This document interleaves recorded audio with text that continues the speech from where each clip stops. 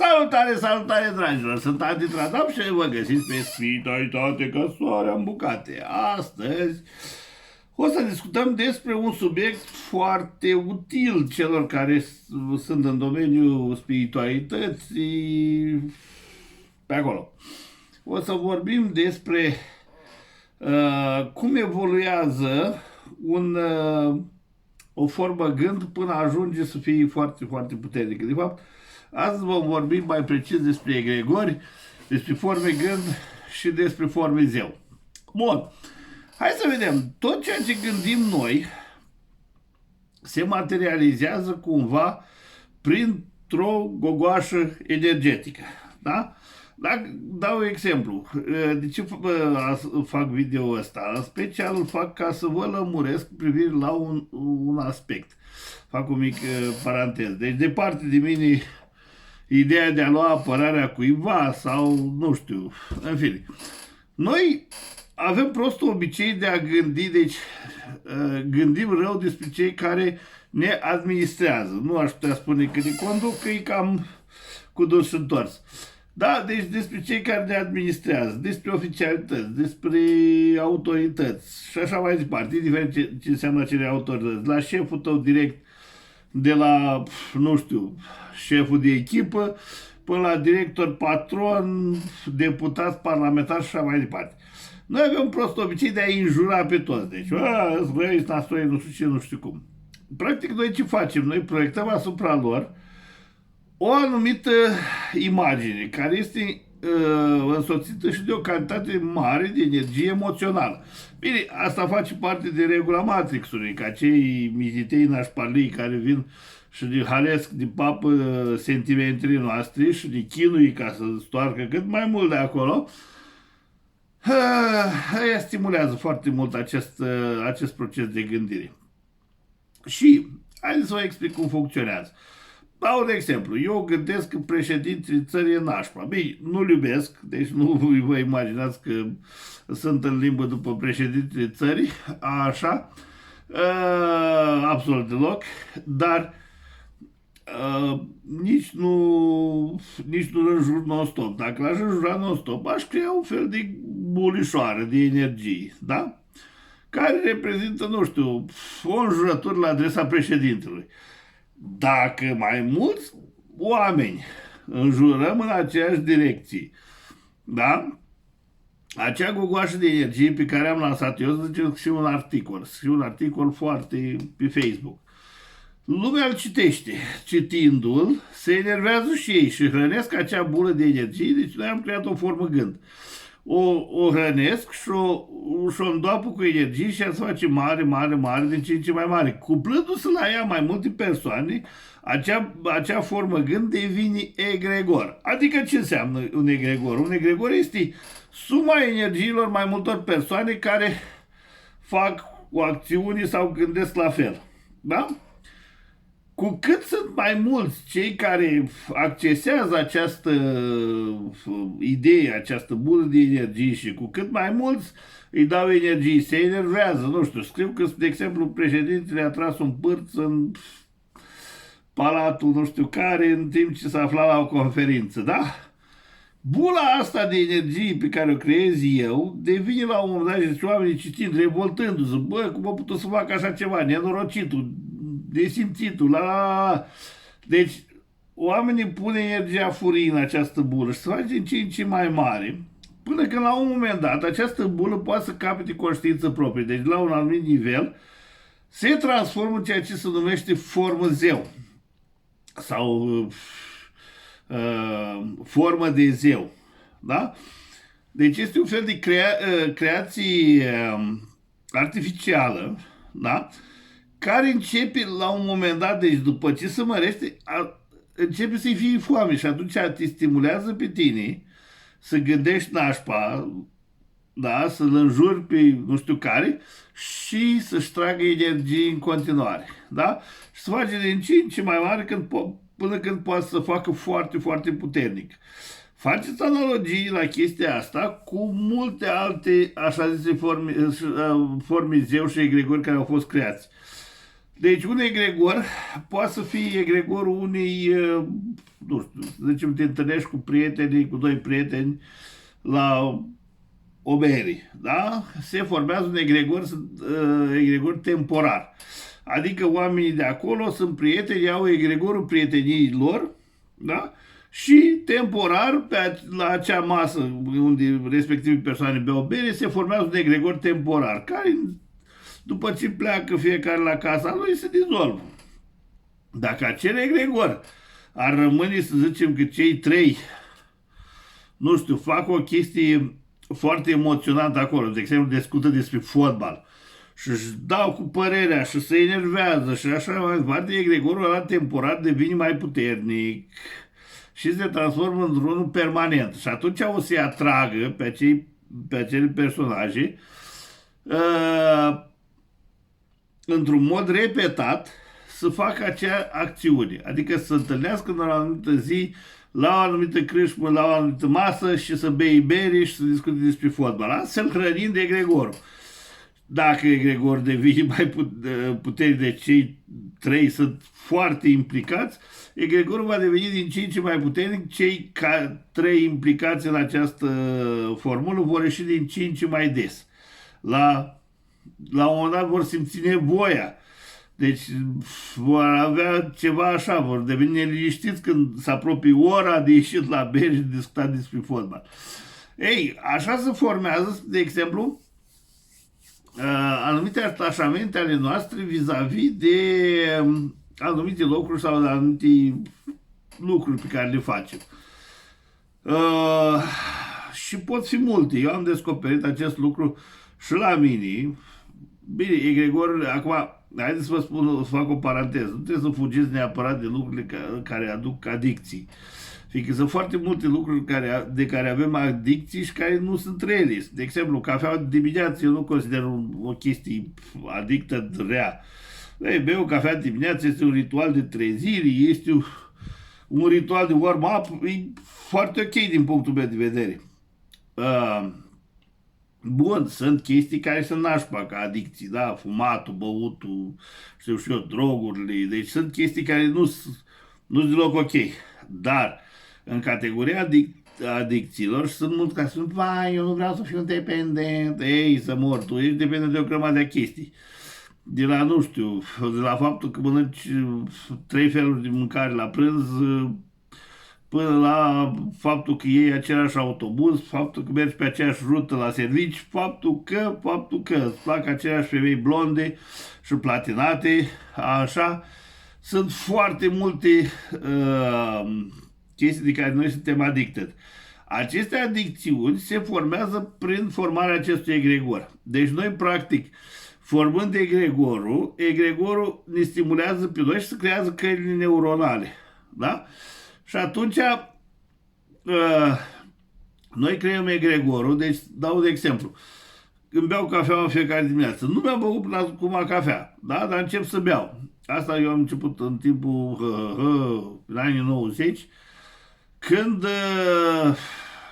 trebuia să mă trezesc dimineața, să mă duc în diferite locuri și eram somnoros, fiindcă mă culcam târziu, citeam. Nu aveam calculator, pe atunci cine avea calculator era un om super bogat, cred că numai Bill Gates avea calculator.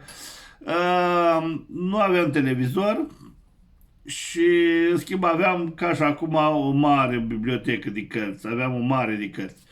Și citeam foarte mult, citeam și noaptea și atunci dimineața mă trezeam greu și am început să beau cafea. Maică mea nu să bea cafea, am început și eu să beau cafea. Repetând câteva săptămâni la rând obicei, la un moment dat a început să-mi placă, de fapt, obicei. Deci, tu formezi, e o chestie de interdependență, tu formezi obiceiul, după care obiceiul îți întreține singur, știi, că te cheamă acolo, hei, te-ai trezit, treci la cafea, treci și beați cafeaua. Da? Deci este un mic egregor acolo pe care noi îl purtăm după noi. Și, cum vă spuneam, deci sunt egregoare temporare, da?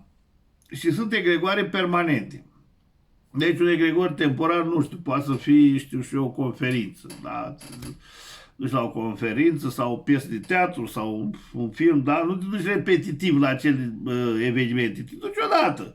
Ai văzut piesa de teatru și ai plecat un concert, Da, el este un egregor temporar. Apropo, egregorile astea temporare poate conține chiar foarte multă energie. Gândiți-vă la un concert rock, da? Sau un concert de ăsta de muzică, nu știu, bine, Antoldu și Never Siu au egregoare permanente, dar sunt, nu știu, cântă Manowar la Dorohoi, da?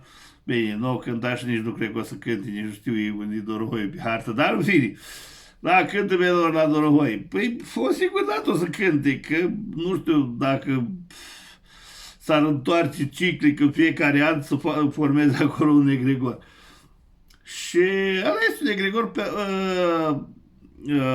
temporar, dar cantitatea de energie care o prinde este foarte mare. Ei bine, sunt persoane, asta nu pot să spun mai departe, dar o să vă spun doar atât. Această cantitate de energie este folosibilă și unii chiar o folosesc. Este celebră crearea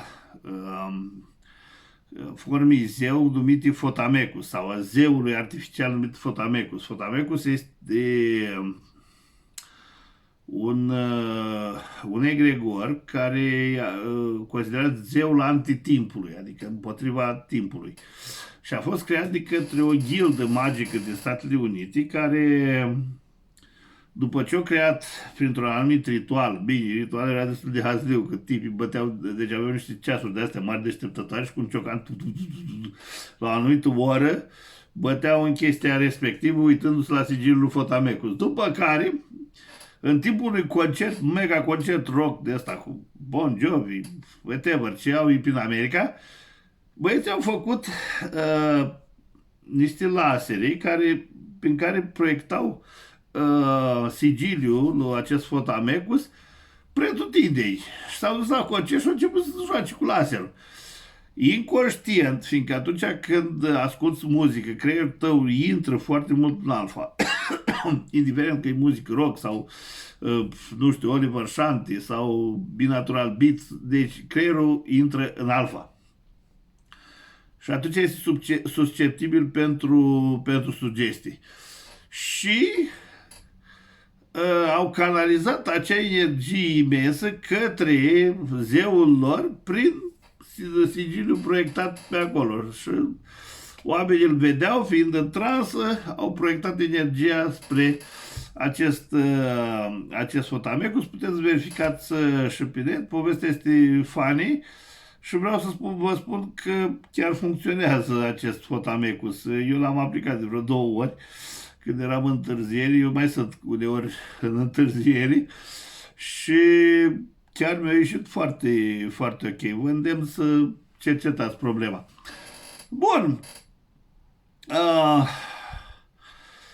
Un egregor poate să fie egregorul permanent, poate să fie egregorul unei familii. Poate să fie, apropo de gândurile pe care le emiteți, dacă egregorul familiei este format din gânduri armonioase, dar nu la modul că, vai iubite, te iubesc, dar stai să mă uit în telefonul tău, dacă nu cumva nenorocita aia ți-a scris sau nenorocitele aia ți-au dat like pe Facebook. Deci exclus chestia asta. Da? Deci dacă gândim frumos unul despre altul, păi gândiți-vă la bunicii noștri. Bunicii noștri nu aveau influența mass media care o avem noi acum. Da? Și relațiile lor durau cu zecile de ani. Da? Chiar toată viața. De ce? Fiindcă oamenii erau instinctiv sau învățați cumva prin educație, prin lecturi, prin aia, să gândească frumos unul despre altul. Chiar dacă mai erau niște mici scârțeli. Bine, nu mă refer la aia care își bătei nevasta, care nu știu ce, care nu știu, nu mă refer la ăștia. Eu mă refer la relații armonioase, care au totuși un procent mult mai mare acum 50 de ani decât acum. Da? Ei, și ce se întâmplă? Există un egregor familiar. Ei, egregorul ăsta familiar, dacă noi îl hrănim cu gânduri frumoase, da? Cu gânduri bune, așa, egregorul ăsta familiar se întărește și devine un sprijin pentru noi și o protecție pentru membrii familiei. Deci țineți cont, este e adevărată știință aici. Pentru cei care sunteți curioși să auziți povestea mai departe, puteți să mă contactați să veniți la seminariile mele sau la cursurile mele, fiindcă eu vorbesc mult despre așa ceva și chiar facem practic anumite lucruri, astfel încât să învățați despre aceste procedee, hai să spunem, n-aș zice de magie, mai mult un life hack. Bine, orice life hack e magie, dar dacă spun magie, faceți trandafiri plini de întuneric. Uitați că sunt plin prin jumătate de lumină, vedeți? Bate soarele pe mine. Chiar transpir. Și tot la fel există egregorul unei instituții, egregorul unui club sportiv, egregorul unei meserii, egregorul, nu știu, egregorul șoferilor, bine, asta e tot din meserii, egregorul instituțiilor publice. Bine, egregorii aia de instituțiilor publice, noi alimentăm cu tot felul de înjurături și ură și așa mai departe. Ia imaginați-vă un lucru. Dacă toți oamenii din România ar gândi pozitiv un minut față de, să zicem, parlamentari, e doar un experiment, deci nu trebuie să apărați pe nimic. Doar să vă gândiți atâta, Doamne, dă-i mintii, să aibă mintii și luminează-l ca să facă niște legi bune pentru popor. Un minut. Deci doar un minut. O să vedeți că situația s-ar schimba radical. Dar asta este un secret. Da? De-aia, cumva, acțiunile lor, deci noi proiectăm împotriva lor niște gânduri negative. Reacția lor este să ne proiecteze la rândul lor asupra noastră chestii concrete negative, da? Legi negative, asupriri și așa mai departe. Eu am cunoscut și cunosc în continuare foarte mulți oameni care au ajuns sus în ierarhia asta, în ierarhia politică, da? Au ajuns deputați, primari, tot felul de funcții de astea. Și omul, chiar dacă pleca la premiza unui om bun și care avea niște intenții foarte bune, în timp, intențiile lui se schimbau. Oare de ce? Din cauza faptului că exista proiecția. Indiferent ce intenție avea el, cât de tare era, cât de așa, nu. Faptul că noi proiectăm tot timpul asupra lor. Sunteți hoți, sunteți hoți, sunteți hoți. Ei devin hoți. Da? La fel cum și noi dacă proiectăm, nu știu, asupra soției, faptul că ești o lege, ești o panoramă, ești așa și pe dincolo, ea devine, cum îi spunem noi, fiindcă noi gândim, sau femeia se gândește asupra bărbatului.